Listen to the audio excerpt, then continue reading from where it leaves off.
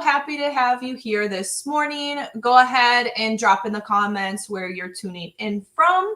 It is a chilly, gloomy day here in Chicago, but I am so excited because today one of my guests is kind of like a neighbor. We used to live in the same town, and I have heard such amazing things about him from so many of my clients. And interestingly enough, commented on one of his posts one day, just saying, I've heard he created a video, and he was discussing about how he's here to help. And I commented, I'm like, I've heard that from so many people about you, that you're just an incredible human being. And he was like, oh, let's go to lunch. Let's meet each other one day. So I am happy to introduce you all to Chad. So let me go ahead and bring him on. Hey, how are you? All right. Good morning. Good morning, Tegan. All right. So that was that nice intro. It was so much fun to meet you. Let me play around with this. Okay. I'm eventually going to get these screens right. Now let's see. Bam. So Chad, why don't you go ahead and tell the audience about yourself? What's your story, to put this into context as to why you're qualified on helping people train their brain, especially when they're on something as difficult as a job search?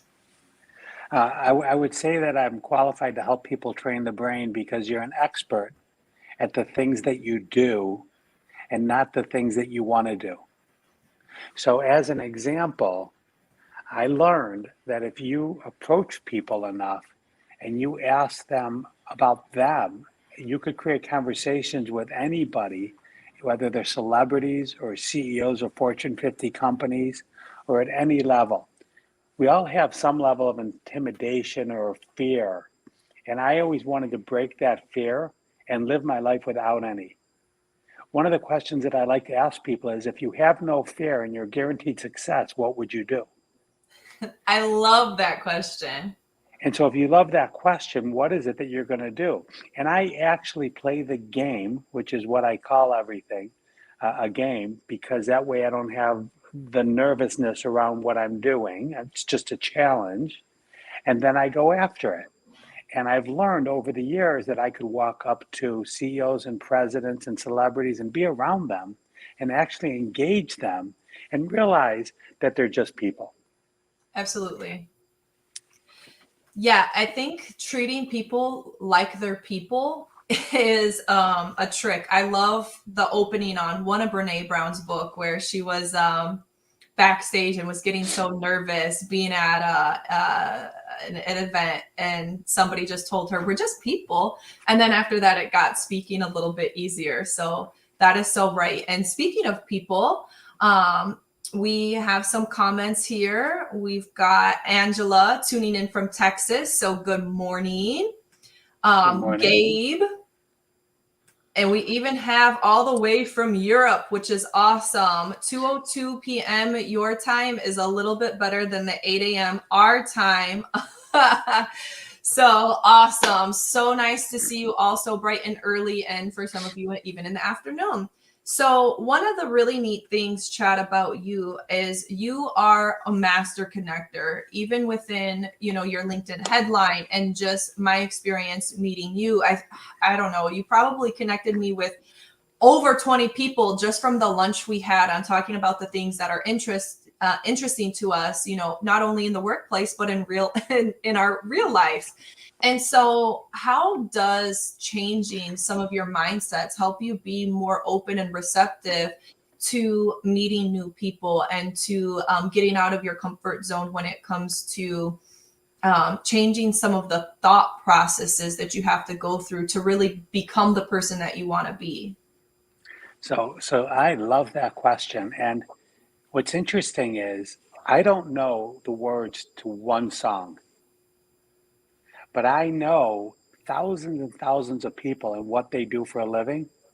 I'm wired from an early age to care about other people, what they do, and for whatever reason, it stays in my brain. And when LinkedIn came out and I developed at this point over 15,000 connections, I love the idea that everyone on my LinkedIn is open to a connection to someone that's qualified to be able to meet them, or someone that they're open so I can make the introduction, because you have helpers, you have takers. And I have developed a world of helpers. And so I love being able to make those introductions, and simple introductions. You don't have to write long paragraphs. You just say, you know what, Tegan and Bill, I think you should talk to each other. Because when you have two takers, they'll spend 2 hours talking to each other and figuring out how they could help each other and how they could help their network. So it's the way that I'm wired. I've been doing it for many, many years, and I love helping other people get where they want to go. And if you have roadblocks, I love being able to remove and help you remove the roadblocks so that you can continue to go down the highway of life to get where you want to go. And we also know that the way you become successful is by other people helping you. Yep. So I spend 3 to 5 meetings a day, 15 minutes to 30 minutes a day, helping people who ask me for their help, because that's how I'm wired, and that's what I really love to be able to do. That's awesome. So if you are tuning in right now and you feel that you could help someone else out in some type of way, go ahead and drop a comment as to how you can help someone. So I know Gabe, for example, in the comments, he has been helping me be a little bit more effective on LinkedIn Live. And so for those of you who are on the job search, maybe you could connect and do a mock interview with someone else just to get some jitters out and have a test run on your camera and your lighting and your sound and things like that. So there's so many ways to give back, even when you don't think you can give back. There's always a way to give. And one of the things that Chad gives away and also sells is books. And so, Chad, you've actually written 3 books. So go ahead and tell me about those 3 books, and then let's dive into the ways that you help people retrain their brain. So if you connect to me on LinkedIn at Chad Coe, I can message you the books. I'm happy to share them with everyone, or you could go on Amazon.com. But the first book is The Power of Peopletizing, which is basically networking your way to an abundant life. And when I wrote the book, it's about being thoughtful, caring, sharing, and being able to mentor. It keeps you away from having ego, which gets in the way of being a giver, because the ego thing is kind of like standoffish and I'm better than you. And I never really liked that. So I like the idea that you could mentor, which, by the way, for me, Tegan, up until 4th grade, I was in special ed. I took the short bus to school. And I've had over the years a ton of mentors who have helped me realize what it takes to be successful and to focus on the things that you're really good at, and then delegate the stuff that you're not. So The Power of Peopletizing is a really fun, simple book on networking your way to success. The second book, as I realized that I wrote about 7 to 10 years ago, is on finding your confidence. So I have a book called The Confident Leader, Leading Your Way to Abundant Life. And what are the 7 secrets to finding your confidence so that you could go through life and do whatever it is that you want to find the success that you choose, as defined by you? What are your goals? And then what are you going to do to accomplish them? And again, we go back to the initial question is, if you have no fear, you're guaranteed success. And what is it that you're going to do and who you're going to reach? And I'm also a professional auctioneer.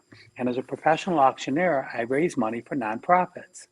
And the reason I do that is because 20 years ago, people didn't want me involved in their charities, as I have fun stories about that. So I created my own. And 20 years later, we raised over $4 million.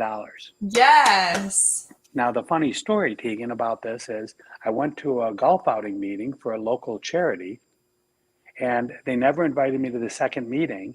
And then the golf outing came and went, and I never even got an invitation for it. So I saw the president at a charity event. I said, how hard is it to create one of these? He said, it's not that bad. I was running golf events, over 250 people at our local country club. So again, without fear, you just do stuff, and then people show up in your life to be able to make it happen and make it succeed. So you have The Auctioneer's Apprentice, which is a book that I wrote. It's a parable that I absolutely love, that I also, as a bucket list, made it an Audible. So if you prefer an Audible, I could send you an Audible with me reading it for a couple of hours. or you have the written version of it. And my goal was to help motivate and inspire people to find their best self, because isn't that at the end of the day what we want everyone to do, is to be their best self and to succeed at levels that they didn't even know that they could? Yep, absolutely. That is something that drives me hands down. And one of the things that I loved about the story that you shared is you were getting boxed out and you found a way to make it happen anyways. And instead of being resentful or any of those negative emotions, you decided to look at it in a different perspective and just say, well, okay, if you're not going to include me, I'll do it myself, and have gone on to have successful event after successful event and have raised so much money for quality organizations that are passionate to you and other people in the community, which is fantastic. And one of the books that you touched on is The Confident Leader. And one of the things that I like about leadership is you don't necessarily have to have a title to be a leader. Anyone can be a leader. And so Right. how do we gain confidence? And especially when our confidence is rocked, anytime we experience a layoff or get turned down for promotion, or for the first time in our lives aren't being heavily recruited, when before it would just be as soon as we wanted a new job, we just, made a couple of phone calls and it happened. So when we are in a low place, which often happens in a job search, how do we gain back some of that confidence so we can go out there and get what we are seeking? So that's a fantastic question, and my head is just spinning with ideas. And one of them is to have someone in your life that could be your advocate. So I have someone who came into my life 3 months ago, and she said, I don't have the confidence to go out and sell my clothes, to get to call and get to shows, and I need a part-time job as part of my new life financially. And I said, we're going to create a repeatable plan that if you implement, success is guaranteed to show up. And I gave her a list of people to call. I gave her things to do. And a month later, I have an email just a week or two ago that said, I'm so busy because I had the most successful month I've ever had, because I've had more shows, sold more merchandise, and got that part-time job within 4 weeks of meeting you. I can't thank you enough. So I believe that you need to reach out and have mentors and guides. Sometimes it's just one sentence that could change someone's whole way of being or someone's whole future, right? If you looked at my LinkedIn profile under my name, it says that I'm there for you. I'm not there for me. I'm a coach, I'm a mentor, I'm a guide. I take anyone's phone call. I will help you because people have helped me. And I do it because I can. And because people have told me over the years that my giving way and the words that I use and the things that I say will help you get where you want to go. And if you get where you want to go, how fun is that for me to have more witnesses and more advocates out there in LinkedIn land that believe in me, which gives me confidence. Now, Tegan, you said initially, what brings confidence? There's some laws or some rules to getting confidence. Okay, I got my notebook ready. Well, number one, you have to assume that you're an expert in something. So a lot of people who actually make 2, 3, 4, 500,000 a year think that they're just average. Multimillionaires, as a financial planner, I could tell you that multimillionaires think they're broke and they're going to run out of money. So you have to actually get your arms around being an expert, right? Just pick something that you could be good at and feel good about. Yeah. You have to understand and know your why. Simon Sinek has really great stories about your why, which is, why do you do what you do? So somebody said in the LinkedIn notes, hey, Chad, where do we find really great givers like you?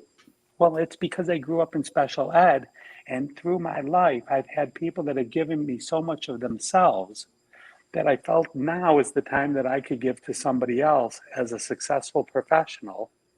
I know that there's just people out there that have said things to me that inspired me to move forward and to accomplish things I never thought I could accomplish. So you want to be an expert. Number two, or not in order, but you want to be a great listener. So it's a dialogue, it goes back and forth. Now, when I say you want to be a great listener, it means you need to be great at asking questions. Yep. You need to care about the other person and what they're doing and why they're doing it. Now you take that information and continue to ask.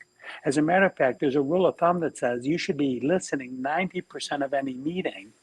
And as an example, if you're in transition, don't tell people you're out there looking for a job, because mostly people don't care because it's not about them. You have to first make it about them.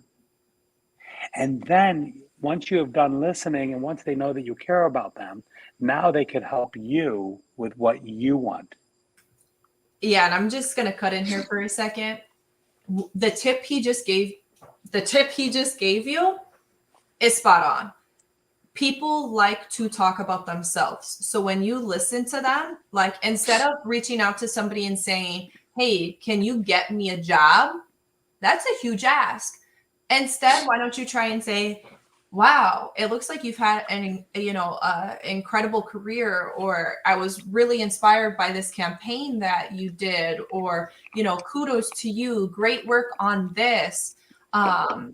If you reach out to them in a complimentary way, you are much more likely to hear back from them. Same thing if you connect with them on a level. Oh, I saw, we're in the same community, or we went to the same school, or so and so. That's always a great way. When I had my lunch with Chad, like I said earlier, he probably introduced me to 20 something, 30 something people, and he just kept forwarding me. "Oh, you got to talk to so and so here. You like to do volunteer work here. He does this," or "Oh, so and so is here." And I just reached out to them and messaged, "Hey, just had lunch with Chad. He recommended I connect with you because he said you're a great guy. Would love to connect and chat further." And before you know it, you go from not really knowing anybody to now having a vast network of people that you've actually had meaningful conversations with because you listened. And that is a powerful tool. Okay, so sorry for interrupting you, but I just wanted to emphasize how important listening is. And then I'm a really big believer, and I carry it with me in my wallet. I carry $5 Starbucks gift cards because I really believe that you want to be a gift giver. And the reason you're a gift giver, because in your head, you're now a giver versus a taker when people go above and beyond. And you'll say, well, who am I giving that to? How about how about anybody that goes above and beyond when it comes to serving you or serving someone else? There's a story that I share, goes back 4 years ago now. I was at Dick's Sporting Goods over here in Chicagoland, and the person was so nice helping me with what weights and what bands to use at Dick's. I pulled out of my wallet. I said, "Listen, I'm not buying it today, but here's a $5 gift card to Starbucks." 2 years later, he saw me walking out of a building, and he ran to me and goes, "Sir, sir, sir, I remember you from when you were at my store, at the sporting goods store, and you gave me that gift card." His face lit up so much that that's what this is about. This is about people feeling like you care about them, and they never forget the person that gives them something. Now, there's something magical about the Starbucks gift card, but you could also give a book or carry books of things that interest other people. And as we talked about this, Tegan, I have people today that email and message me just like you that says, "I have job openings. Do you know anyone for these jobs?" Yep. And this week, not this week because it's Tuesday, but last week, I had 2 people I interviewed in one day that I tried to help. And I got them both interviews at 2 different companies that were looking. And turns out one of them was for a doctor's office to be a front office, that she knew the doctor growing up. And their interview was yesterday. And I could promise you, he's so needy for a front office person that I promise you from her background, she'll get that job. And it's Isn't it because I wild took the how time to small the care. world it is? Well, it is small, but it's so powerful and it's so fun. If you kind of just go through it with an open mind, that if you believe in something and what you want, it will show up and it will happen. Absolutely. So look for It's the people that are givers and not takers and reach out to them. I can't tell you how many people I offer the opportunity to sit down or be on the phone or Zoom and talk to me that don't take me up on that Yep. because they're afraid, they don't know what the outcome is, and they want to control. So one of the things that I'm going to share with you is to give up control of what you're doing and just believe that whatever you're doing is going to work. And that's another thing, is to be self-aware, and be self-aware enough to know that you cannot control. So therefore, just, fall into it, have fun, and believe that whatever you do will work if that's what you want to happen. I like that idea of having fun, because there are a lot of things in the job search that you can't control. And so when you do have fun, or like you said in the beginning of this, you like to make everything a game. And so one of the things, one strategy on how to make your job search a little bit more fun is by having it be kind of like a hunt. And so you mentioned finding these givers. Well, it doesn't take long on LinkedIn to find a giver if you're on the LinkedIn platform.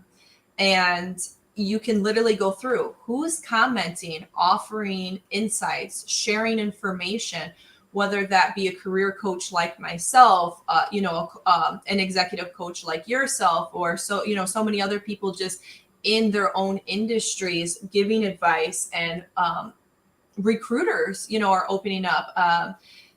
There's an Amazon technical recruiter named Dan Roth who is doing Job Connection Tuesdays, and he created a group there like last week, and there's over 1,000 people in it, and it's recruiters and job coaches and job seekers, just all in there helping each other, networking with each other. So there are groups that exist of really, really great people. And so a couple of ways to make your job search fun: capitalize on your best assets. Like Chad said, you are an expert at something. Own into that. Something that we kind of touched on is making time for not only your job search, but also taking time for yourself. All these different tips and tricks on how to think and how to behave in society. It makes a difference in it if it brings you closer to the best version of yourself based on your standards, not someone else's. One of the things that's kind of fun in a job search is to never stop searching. We always reevaluate our goals. Something that I really like about Chad and his programs is he's a planner. If you've never worked with a wealth management advisor before, you plan. And like, not only do you plan throughout the year, you can also come back and say, hey, I'm thinking about trading in my car or getting married or going on this vacation. Can we talk through these things? So just the way you would work with a financial planner or wealth management advisor, it's the same thing in your job search. Always continue to think, what are my values? What's my why? As Chad said, what is my why? So maybe what I'm doing right now fits for right now, but what's next? And what am I working towards? For some people, that may be working towards retirement and becoming a consultant. For some people, it's climbing that ladder. And for some people, it's just maintaining that work-life balance and having a role that brings them fulfillment and a quality standard of living. And then another thing to have like the thrill of the hunt is to turn your job search into a scavenger hunt. Make a game out of it. There's lots of different ways you can do that. If you're interested in learning more, definitely reach out to Chad, because he's got some, really fun ideas, not only in his books, but also in his coaching group. And then just a tidbit for when you're on your job search, don't give up your hobbies. And even so, find a new one. The way you find good people know good people. So you're going to be able to find people where you go and do things. Chad shared the story about being in a sporting store and reconnecting with that person down the road. There's so many opportunities to meet people, and he has given us so many tips. The master connector himself has given so many tips on how to go out there and meet other good people, how to be a giver, but how to meet givers. So this has been incredible. So Chad, I know we've got about 5 more minutes left. So how would you like to leave off on? What other tidbits would you like to share? I know something that's really cool is you have a weekly mastermind group for job seekers. So how did you get involved with that?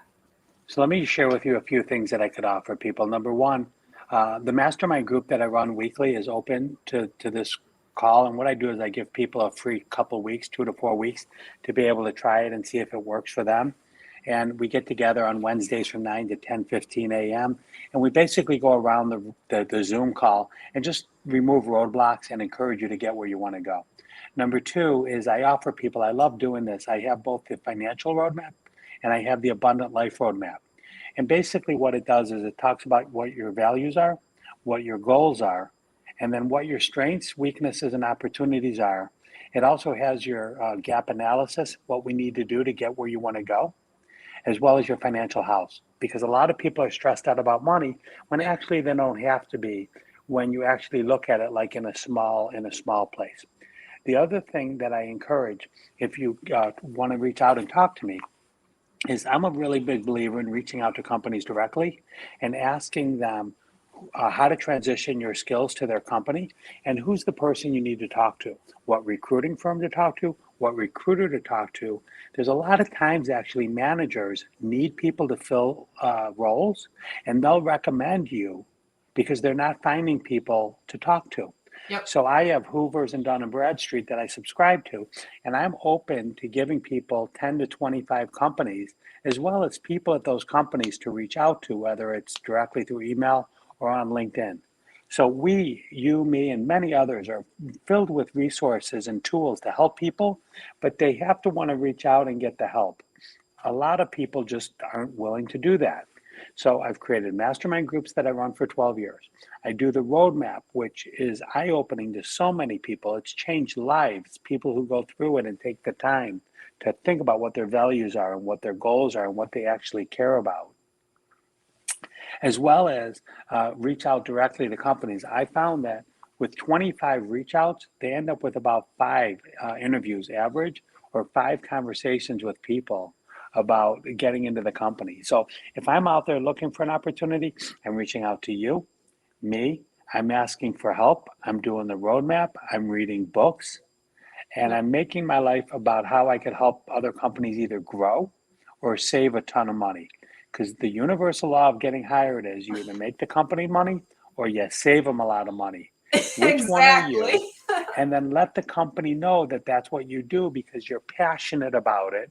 And why are you passionate about it?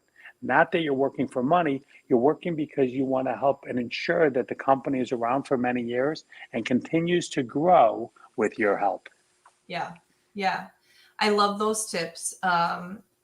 Companies do care about what value you can bring. And so when you articulate yourself in a way where you are confident in your ability to bring value to an organization, your chances of getting that role are going to skyrocket. And even before then, you have to be willing to ask for help. So many people go at the job search alone. And I emphasize this, that don't go after the job search alone. Chad, who we hadn't even talked about this aspect of the job search before, he's saying don't go after the job search alone. It takes a village. And so cultivate a village of givers. And like he said, you may reach out to 25 people, get 5 responses, focus in on those 5 responses, ask them about them. People like to talk about themselves. Like Chad said, listen and be open to their advice. Take what works for you, leave what doesn't, say thank you, follow up and say thank you, and ask them, who else should I be talking to?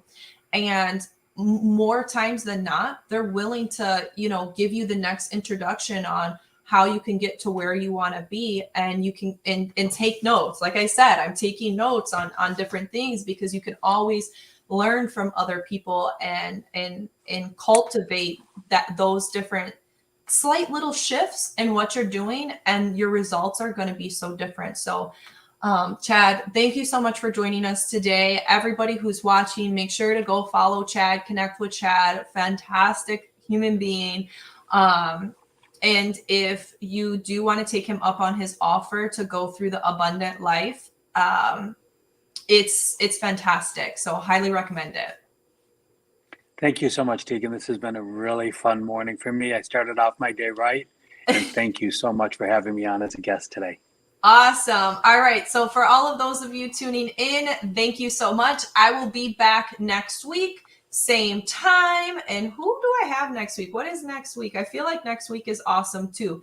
So who do I have next week? Chad, I got to introduce you to some of these people because you will love them. Do you have your mom or dad on next week? You're keeping it No, in the next family? week is Philip Davis.